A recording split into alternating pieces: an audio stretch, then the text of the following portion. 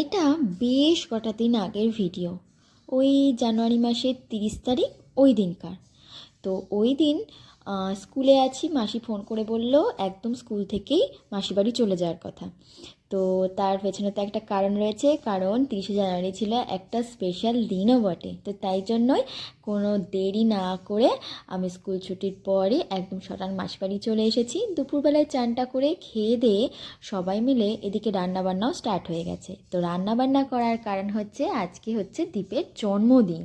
তো তাই জন্যই জন্মদিন এখন যেহেতু বড় হয়ে গেছে, ও ওইসব আর করতে চায় না। যদি করার কথা বলা হয় তাহলে একদম না বলে দেয়, কিন্তু ও শুধু বলে যে বন্ধু বান্ধবের সাথেই করবে।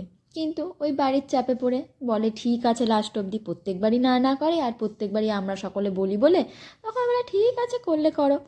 তো যাই হোক, হঠাৎ করে একদম ঠিক হওয়ার জন্য রান্না বেশি কিছুই তামঝাম রাখিনি। শুধুমাত্র সাদা ভাত আর হচ্ছে পনির, চিকেন কষা, চাটনি, পাঁপড়, মিষ্টি, আর জন্মদিনের পায়েস তো থাকবেই, আর ছিল লাস্টে আইসক্রিম। ব্যাস এইটুকু সাদামাটা একদম রান্নার মধ্যেই রেখেছি। রান্নাগুলো খুব একটাও খারাপ হয়নি, মোটামুটি ভালোই হয়েছিল, তাড়াতাড়ি করা হলেও। তো যাই হোক, এবার জন্মদিনে আর একটা হচ্ছে ওর 3খানা কেক হয়েছে। তো তার সবকটা কেকই বেশ সুন্দর ছিল। তো তার মধ্যে একটা স্পেশাল কেকও ছিল, আর সেটা হচ্ছে এই যে এই কেকটা।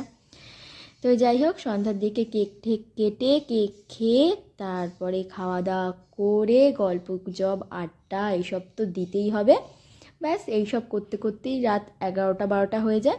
তারপর আজকের ভিডিওটা এই অবধিই থাক। যদি ভিডিওটা ভালো লেগে থাকে তাহলে অবশ্যই একটা লাইক করে দিও।